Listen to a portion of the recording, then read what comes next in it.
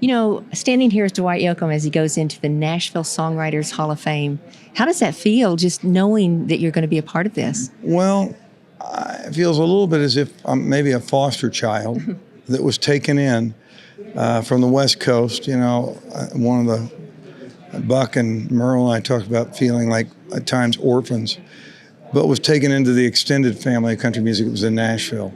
So it's a real honor, and it, especially given that people know me for the most part as an artist, and oftentimes, unless they look at credits, don't realize I wrote probably 8 out of 10 of the songs, of every 10 songs that I ever cut. Starting with the first one.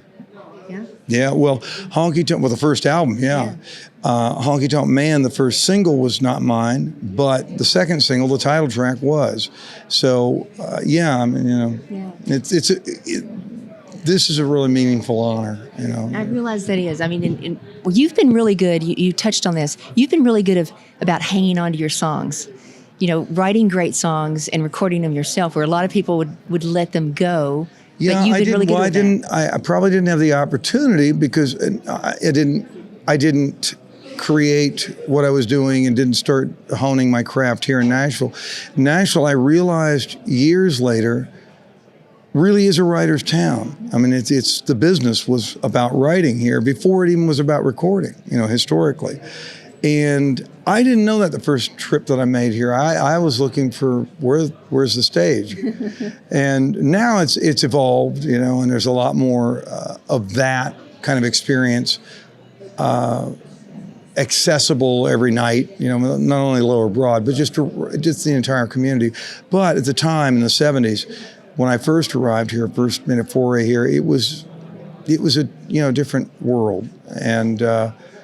But it was about that writing and songwriting. And I didn't realize that, like I said, till years later. That Steve Earle and I were talking about it, like the way that Steve came up was through the publishing houses, the writing here, the songwriting. I came up by going to California through writing to have something to sing on stage in a club at night that was different than what, I was covering off the radio. You had good foster parents when you think about it. When it comes to Nashville, was good foster parents. They were, in fact, indeed. I wouldn't have had a career without them. They took me in and took the music that I was making on the West Coast, and through the music community here in Nashville, it was taken to the world, to the ears of the world. So, well, congratulations, Dwight. Thank you. Big honor. Thank you, Dwight. And I have to point this out before you go. I spoke with Kostas a few minutes ago. And it sounded to me like he was ready to party with you tonight. Oh, man. I can't keep up with him. You know, he's Greek.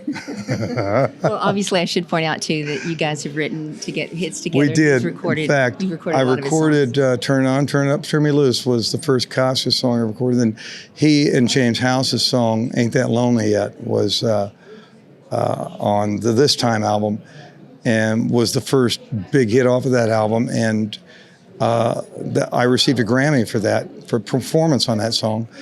The same night that I was nominated for a Grammy with Ralph Stanley doing my song, Miner's Prayer. So it's a full circle tonight. Well, watch out. With the two of you going in tonight, it's going to be a party. Thank you. Thank you, Dwight. Good to see you. You too. Guitars, Cadillacs, hillbilly music, the only thing that keeps me hanging on. It's the only thing that keeps me hanging on. This is CDX.